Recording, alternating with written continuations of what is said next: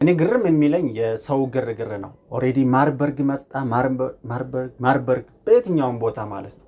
ስለዚህ ከኮሮና እኮ ብዙ ነገሮችን መማር እንችላለን። በእውነት ሰውኛ ዩኒቨርሲቲ ባለንበት ሰዓት ወደ ቤት እንድንገባ ቤታችን ስቴይ እንድናደርግ የተደረገው ሁኔታዎች አሉ።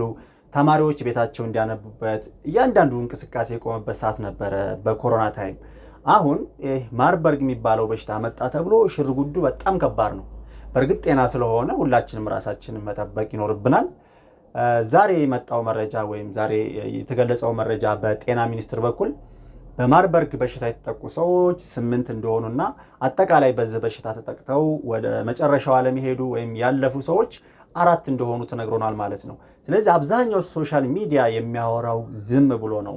ኦሬዲ ምን ማለት ይቻላል ነገሩን ማካበድ በጣም ኦቨርቶክ መሆን እና ዝም ብሎ ያለ ተያዥ ወይም ያለ ቁም ነገር ማውራት ብቻ ነው ያለው ሪያሊቲ ማለት ነው።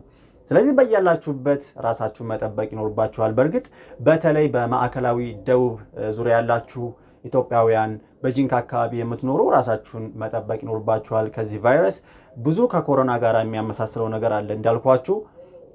ራሳችሁን መጠበቅ በተቻለ ፖሲብል ዌዎች ሽንት ቤት ንክኪ ማንኛውም ንክኪ ሊኖር አይገባም። ራሳችሁን በመጠበቅ እንዲሁም ትክክለኛ መረጃዎችን በትክክለኛ ድረገጾች በመከታተል ራሳችሁን ከዚህ በሽታ መቆጠብ ትችላላችሁ ማለት ነው። ይህ ቻናል ሰብስክራይብ ማድረግ አይረሳ።